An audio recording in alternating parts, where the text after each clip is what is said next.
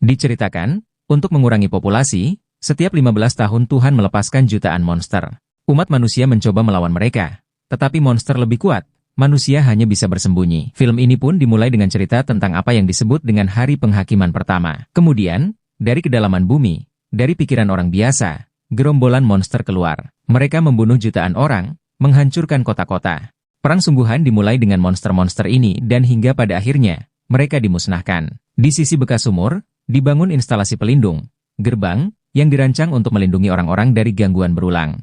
15 tahun kemudian, dunia mampu sedikit pulih dari pengalaman itu. Salah satu dari mereka yang cukup beruntung untuk selamat adalah Maura. Dia bekerja di sekolah. Dia memiliki teman laki-laki yang gigih tetapi tidak berhasil, bernama Melton, yang secara berkala selalu dia tolak untuk diajak berkencan. Kemungkinan besar, alasannya adalah kebencian terhadap mantan suaminya bernama Dev. Dia tidak bersama Laura saat hari penghakiman dan Laura yang sedang hamil harus bertahan hidup sendiri. Dev dan Laura memiliki seorang putra bernama Tyler yang berusia 15 tahun. Dia menghilang sepanjang hari di taman skate bersama teman-temannya dan pacarnya bernama Madley. Di waktu luangnya, dia bermain game di komputer dan menjadi alat tawar-menawar dalam hubungan yang sulit antara ayah dan ibunya, yang putus segera setelah kelahirannya. Sementara itu, situasi memanas, gerhana mendekat, dan ini adalah salah satu pertanda kemungkinan invasi monster.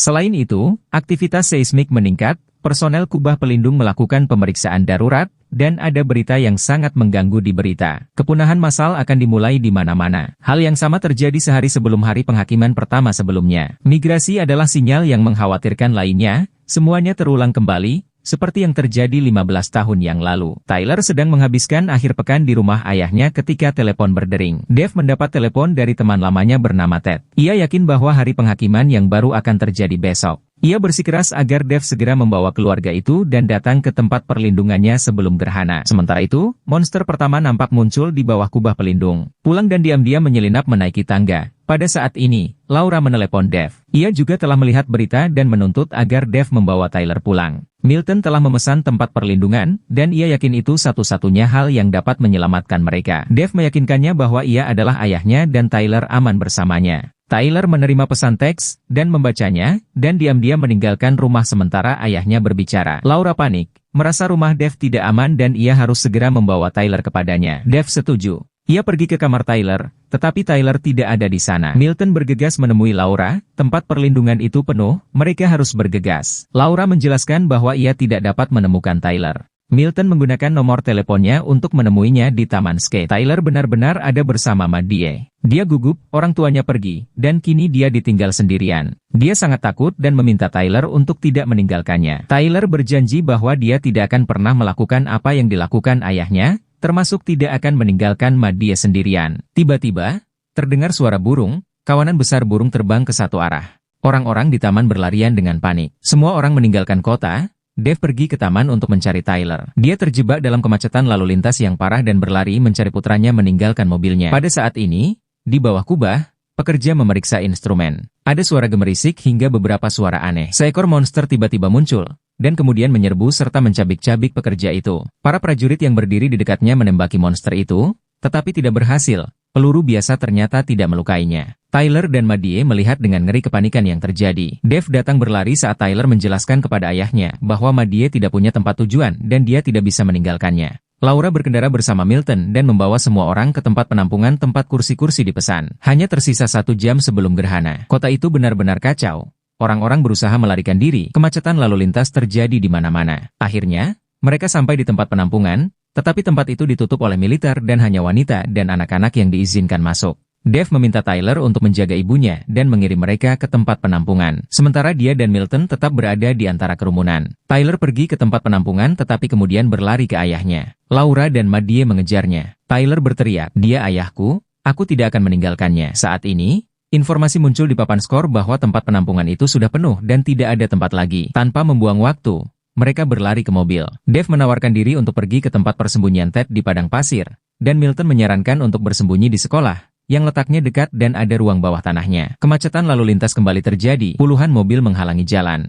Mereka keluar dari mobil, gempa bumi terjadi, dan cakra matahari tertutup bayangan. Gerhana telah dimulai. Di bawah kubah pelindung, monster-monster itu keluar. Kerumunan mereka merangkak, terbang dan mereka menguasai kota. Dev menyarankan untuk meninggalkan kota, karena di sini jauh lebih berbahaya. Dia ingin menyetir sendiri. Tetapi Milton marah. Ini mobilnya dan dia tahu cara menyelamatkan semua orang. Mereka berkelahi dengan Dave, tetapi kemudian Milton dicengkeram oleh monster terbang, yang terbang bersamanya ke langit. Laura menjerit menyayat hati. Dave memasukkannya ke dalam mobil, dan mereka mencoba keluar dari neraka ini. Mereka berkendara di sepanjang kanal. Dave meyakinkan anak-anak, semuanya baik-baik saja. Kita akan keluar. Namun sayang mobilnya kehabisan bensin. Dave ingin mencari penggantinya. Ada beberapa mobil di depan. Dave masuk ke salah satu mobil. Seorang pria tua tertabrak di kursi belakang. Dia melirik monster berdarah besar yang tampak seperti kerangka banteng. Ia sudah sangat dekat. Si banteng melewati mobil tanpa memperhatikan mereka dan mulai mengunyah tubuh yang tergeletak itu. Dave dengan sangat pelan memutar mobil kembali ke Laura dan anak-anak. Sekarang kedua mobil itu berdiri berdampingan,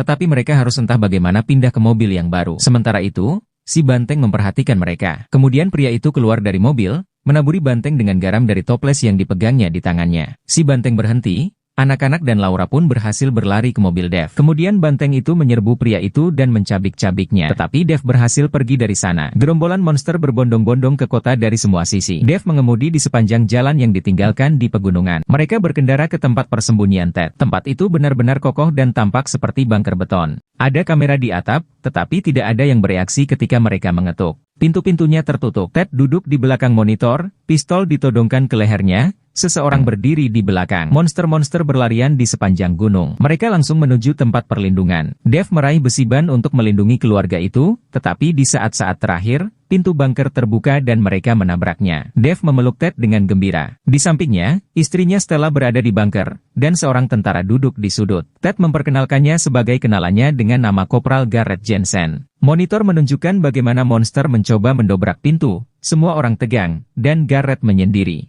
Madie bertanya bagaimana monster bisa merasakan mereka. Apakah mereka bisa melihat menembus dinding? Garrett menyeringai, mereka bereaksi terhadap cahaya panas, tetapi saya pikir mereka melihat jiwa kita. Mereka adalah keturunan iblis. Mereka menyiksa manusia, namun memakan jiwanya. Apakah Anda kopral yang religius? Laura bertanya. Hari ini? Ya, jawabnya. Dia mengatakan bahwa pada hari penghakiman pertama dia bekerja di kilang minyak. Ketika monster masuk ke sana, dia berhasil menyelam ke kolam lumpur asin. Tempat mereka takut untuk mendekat. Ia duduk di tanah dan mendengarkan monster-monster itu menghancurkan 150 rekan dan teman-temannya. Garrett sangat asyik dengan ceritanya dan tidak menyadari Ted memberi isyarat kepada Dave untuk menyentuh pisau itu. Dave mengerti dan diam-diam mengambil pisau itu. Itulah sebabnya hari ini disebut hari penghakiman. Lanjut Garrett. Iblis berkuasa pada hari ini. Pada saat ini, sesuatu yang tampak seperti kelabang merangkak dari jalan ke dalam lubang kecil di kasa yang menutupi jendela. Garrett berkata dia akan bertugas terlebih dahulu. Ted mengundang mereka untuk tinggal juga dan menatap Dave dengan penuh arti. Namun kemudian Garrett mengeluarkan pistol dari sarungnya, memaksa Dave untuk meletakkan pisaunya. Garrett menjelaskan bahwa dia mencoba bersembunyi dan menemukan tempat persembunyian ini. Stella yang baik hati mengizinkannya masuk, meskipun Ted menentangnya. Dia selamat pada saat pertama dan akan selamat sekarang. Tidak peduli berapapun biayanya. Tyler melemparkan dirinya ke arah Garrett. Dia mencoba mengambil pistol darinya. Namun Garrett melemparkannya. Dave menghibur sang kopral. Pada saat ini, monster seperti kelabang bergegas keluar dari dinding ke arah Stella. Ted mencabutnya dari leher istrinya dan menaburinya dengan garam. Dave mengambil pistol dari Garrett dan menembaknya. Mereka mengikat Garrett, mencoba menghentikan darah Stella. Kemudian Dave melihat bantuan datang untuk para monster. Seekor banteng besar. Dia mengerti bahwa mereka sudah dikutuk. Mereka harus keluar dari bunker sebelum banteng itu berhasil mencoba menendang pintu. Ted tidak ingin keluar. Dia bilang istrinya tidak akan selamat di luar. Tapi Stella memintanya untuk pergi bersama semua orang. Ted tidak mau keluar. Dia berkata istrinya tidak akan bertahan hidup di luar. Tetapi Stella memintanya untuk pergi bersama semua orang. Ada lorong bawah tanah di bawah bunker yang mengarah ke pegunungan. Garrett membujuknya untuk membawanya bersamanya. Dia punya mobil dengan tangki penuh dan dia bisa membawa semua orang ke gerbang. Nampak ada sebuah bunker dan makhluk-makhluk itu keluar dari sana. YG membuat mereka tidak akan kembali. Mereka tidak percaya padanya, tetapi dia bersikeras. Dia hanya mencoba untuk bertahan hidup dan sekarang akan lebih baik baginya untuk membantu mereka. Mereka memutuskan untuk pergi. Bawa kami ke sana dan kami akan melupakan segalanya, Dave berjanji pada Garrett. Mereka mempersenjatai diri, Ted punya banyak senjata. Si banteng mendobrak pintu lebih dan lebih keras lagi, tetapi mereka berhasil lari ke dalam terowongan. Mereka pergi ke mobil.